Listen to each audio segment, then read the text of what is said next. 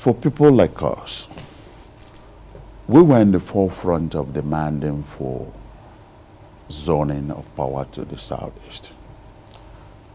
Under PDP, that's the party where we're playing, good number of prominent Igbo people in PDP painstakingly went around this country interfacing with other regional leaders through some political dialoguings and then socio-cultural relationship.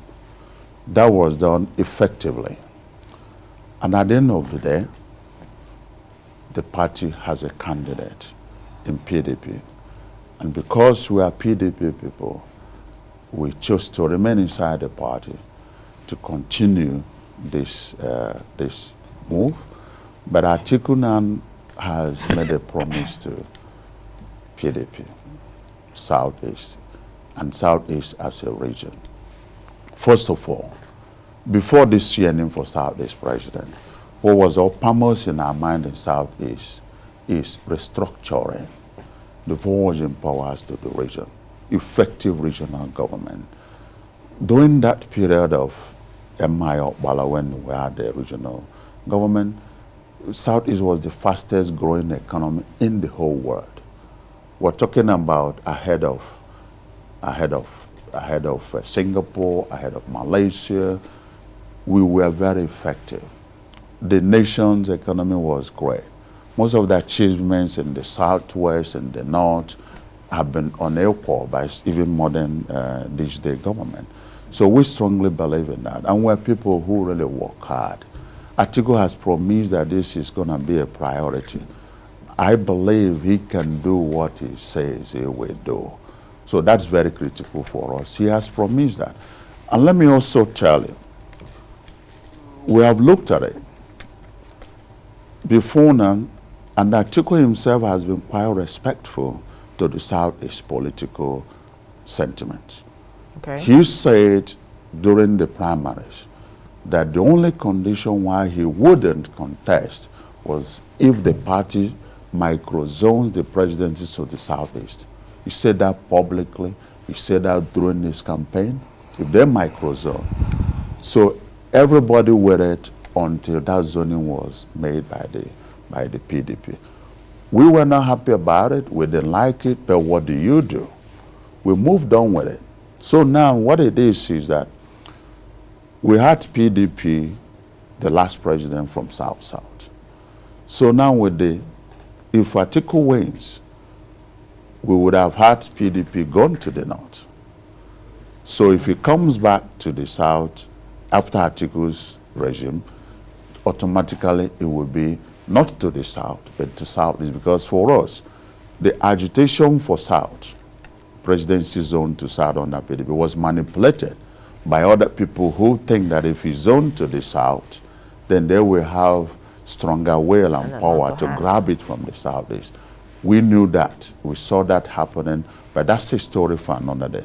So that is very clear. We also have known that there have been a long-term political synergy between the north and the southeast. Starting from the days of Great Zik of Africa, our political father, it was the understanding between NCNC and MPC that made Zik become the president of Nigeria, and then MPC produced the prime minister. That again repeated itself in 1979. The understanding. That was why we had PDP, we had MPN producing Vice President Ekweme from Southeast, and then we also have MPP Speaker in the House of National Assembly. So I really think that for us in the Southeast, who understand that vying for a critical office like the presidency requires alliance, you need to midwife it. The whole and the entire vote in the Southeast for president cannot deliver a president. It cannot deliver anybody from any region. Recall that for different attempts, Buhari had strong support of the North behind him, but he never won the presidential election until he was able to go into alliance with the Southwest. That was what brought the victory. So for us, we have waited patiently. We need that it has to be midwifed. On our own, we may not be able to achieve because of the demographics, because of the population and all that. But we are very hopeful that if we are able to maintain this tradition of alliance, then we are closer to that, you know, with Atiku being the president. I understand some anger, I understand some sentiments, but you see, politically speaking, we need to be more strategic, because decision you take today because of your sentiment or the mood of the nation, you have to weigh the impact 10 years to come. For us in the Southeast, we've had a lot of indoor meetings and strategies within some leading PDP family. We felt we have gotten to just the bank of the river right now with the situation we are in PDP.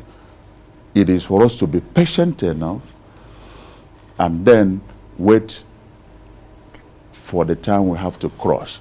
Anything we do to the contrary is having gotten there and then we are going back again. So we think that I would rather bet with PDP and stick with them and hoping that sooner or later it will be the fastest way we get there. So Atiku has made some promises and we are continuing talking.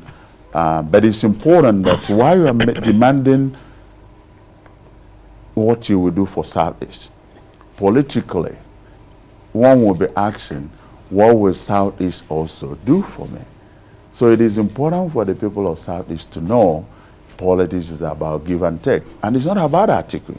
If at the end of this political exercise, and we find out that PDP has performed woefully in the Southeast, then would they be happy to give a presidential ticket in the next election to a region that has not shown strength? Look at where we are today. That's one of the things that affected us negatively. We have only 2 states in Southeast. Southeast is the only state have a cocktail of political party. You have Abga, you have APC, and you have PDP. Unlike in other states, we have only APC and PDP. It's affecting us. So we need to streamline ourselves and be able to come together as a people and then face this thing collectively. Shouldn't be where APC somewhere and Abga is somewhere.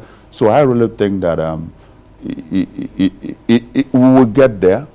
We are continuing to talk with Atiku, but he has been a good friend of the Southeast. We believe in what he says he will do, and we're hoping that we'll be able to do our own part, because if our votes are poor, then our negotiations will be weak, and they don't want to go to such critical negotiation with nothing on the table. But aren't you also weary of a deadlock in conversations with this Southeast governors? And I ask this because you talked about the votes from the Southeast and the participation of the Southeast in the election and what the Southeast can do in the election. And it is critical to see that the Southeastern governors, you know, from Abia State to Enugu State, and then you also have you know, the South under River State government. You want to understand if this conversation you talked about that is happening, if it's deadlocked, what then happens? Well, I appreciate the importance of governors in politics in Nigeria.